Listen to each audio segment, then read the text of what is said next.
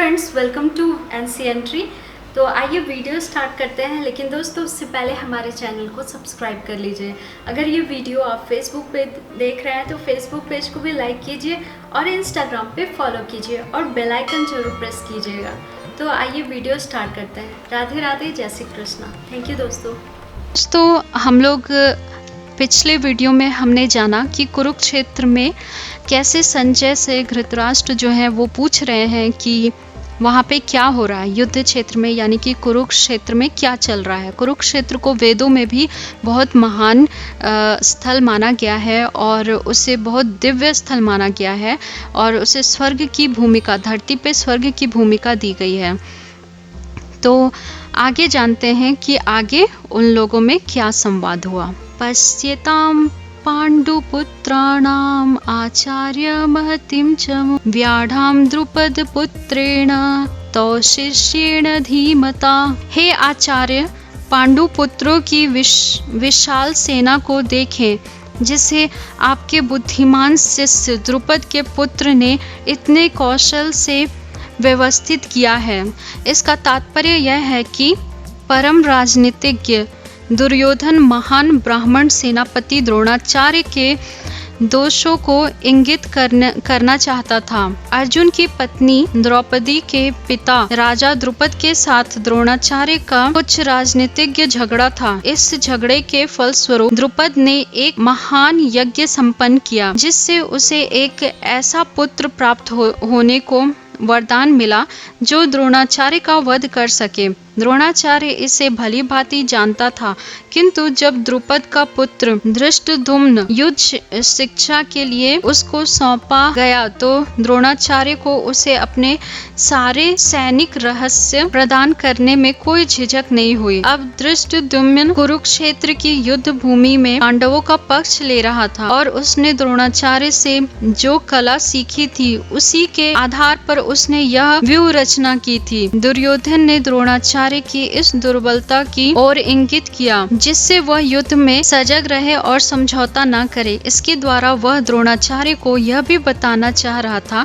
कि कहीं वह अपने प्रिय शिष्य पांडवों के प्रति युद्ध में उदारता न दिखा बैठे। विशेष रूप से अर्जुन उनका अत्यंत प्रिय एवं तेजस्वी शिष्य था। दुर्योधन ने यह भी चेतावनी दी कि युद्ध में इस प्रकार की उदारता से हार हो सकती है। अत्र सूरा महेश्वासा भीमार्जुन समायुधि युयुधानो विराटश्च द्रुपदश्च महारथः। इस सेना में भीम तथा अर्जुन के समान युद्ध करने वाले अनेक वीर धनुर्धर हैं तथा महारथी युयुधान, विराट तथा द्रुपद। इसका तात्पर्य यह है कि यद्यपि युद्ध कला में द्रोणाचार्य की महान शक्ति के समक्ष धृष्टद्युम्न महत्वपूर्ण बाधक नहीं था, किंतु ऐसे अनेक योद्धा थे जिनसे भय था। दुर्योधन इन्हें विजय पथ में अत्यंत बाधक बताता है, क्योंकि इनमें से प्रत्येक योद्धा भीम तथा अर्जुन के समान दुर्जेय था। उसे भीम तथा अर्जुन के बल का ज्ञान था, इसलिए वह अन्यों की तुलना इन दोनों से करता है।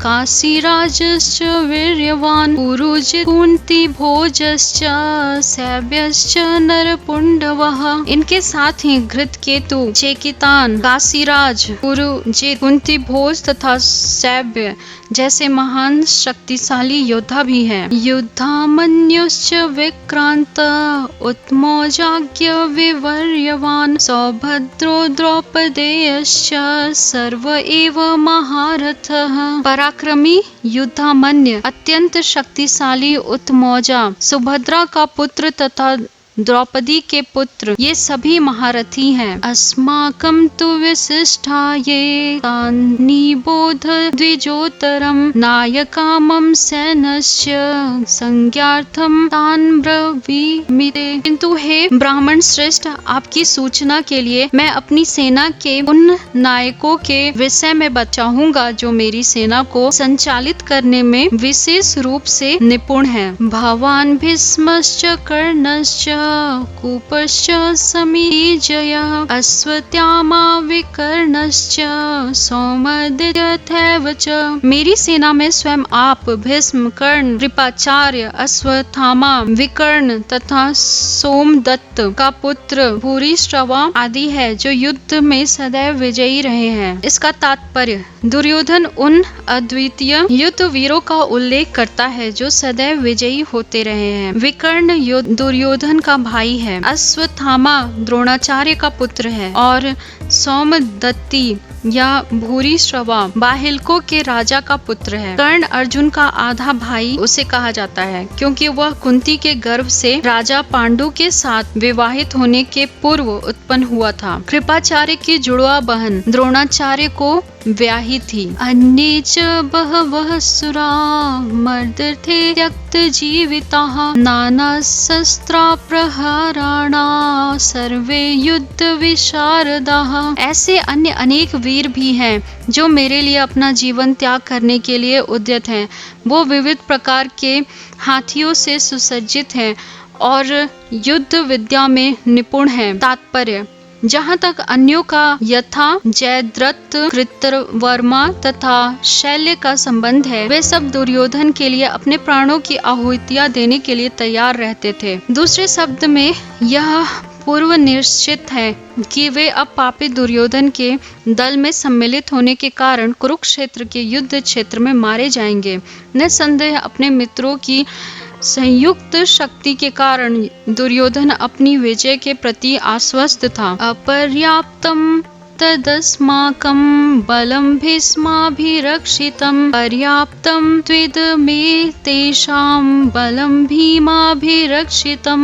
हमारी शक्ति अपरिमेय है और हम सब पितामह द्वारा भली भांति संरक्षित हैं, जबकि पांडवों की शक्ति भीम द्वारा भली भांति संरक्षित होकर भी सीमित है। तात्पर्य, यहाँ पर दुर्योधन ने तुलनात्मक शक्ति का अनुमान प्रस्तुत किया है। वह सोचता है कि अत्यंत अनुभवी सेना नायक भीष्म पितामह के द्वारा विशेष रूप से संरक्षित होने के कारण उसकी सशस्त्र सेनाओं की शक्ति अपरिमेय है। दूसरी ओर पांडवों की सेनाएं सीमित है, क्योंकि उनकी सुरक्षा का काम अनुभवी नायक भीम द्वारा ही किया जा रहा है, जो भीष्म की तुलना में नगण्य है। दुर्योधन सदैव भीम से ईर्ष्या करता था, क्योंकि वह जानता था कि यदि इसकी मृत्यु कभी हुई तो भी वह भीम के द्वारा ही होगा, किंतु साथ ही में उसे दृढ़ विश्वास था कि भीष्म की उपस्थिति में उसकी विजय निश्चित है, क्योंकि भीष्म कहीं अधिक उत्कृष्ट सेनापति हैं। वह युद्ध में विजयी होगा, यह उसका दृढ़ निश्चय था। तो दोस्तों, अगले वीडियो में मिलते हैं। यहाँ पे दुर्योधन, इस वीडियो में हमने यहाँ तक जाना कि दुर्योधन जो है वो अपनी सेना के बारे में कैसे बता रहा है कि हमारी सेना उनसे ज़्यादा ताकतवर है और हमें डरने की ज़रूरत नहीं है। तो अगले वीडियो में हम लोग मिलते हैं। राधे राधे, जय श्री कृष्णा।